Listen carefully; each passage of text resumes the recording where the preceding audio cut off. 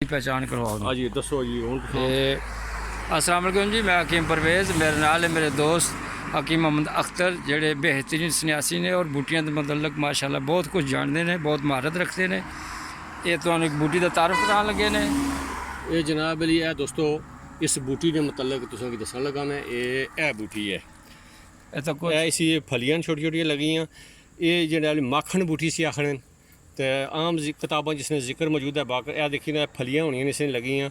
और ये आला किस्म की मगलज भी है आया जरियान एतलाम सूरत वास्ते बड़ी खास चीज़ है।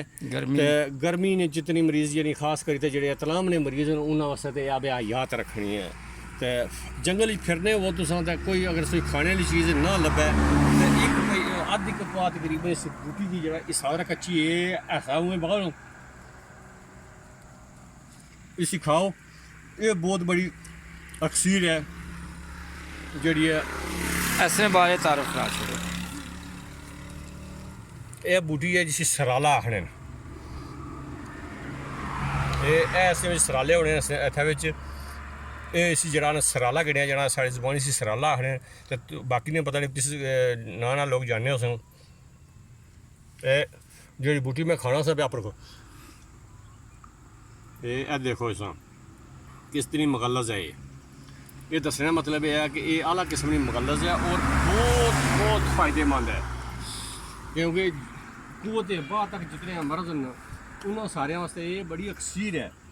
तो इन चीज़ों तो लोग फायदे अगर उठान तो ये चीज़ां मयसर कोई इन्होंने पैसा नहीं लगना, थोड़ी जी मेहनत लगनी है। तो जो बंदा थोड़ी जी मेहनत करने वाला अल्लाह उसकी उसने अजर भी देना उसकी मेहनत। यह देखो ये काफ़ी मकदार तकरीबन मौजूद होनी है।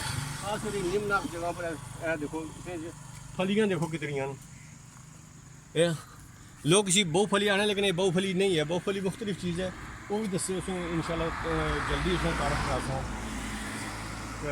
एक बूटी और है मैं वो भी उसका तारफ करा लगा तो वही चलो बराबर आएगी है। तो इस एक वीडियो जो दो बूटियाँ चार लगे ये बूटी है।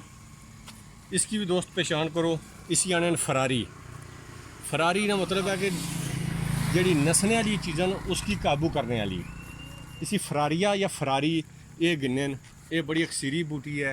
ये भी बहुत सारी चीज़ां लेकिन खास करी तो पारे वास्ते बड़ी लाजवाब चीज़ है। पारे की इन्नी नसन देनी किसी हालत भी तो मैं चलो ये भी हूँ बराबर आएगी इसी इसने भी तारफ कराया जाए।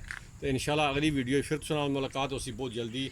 अल्लाह हाफिज़। एक वीडियो एक जड़ी बंद करो फिर अगली नवी बनाने।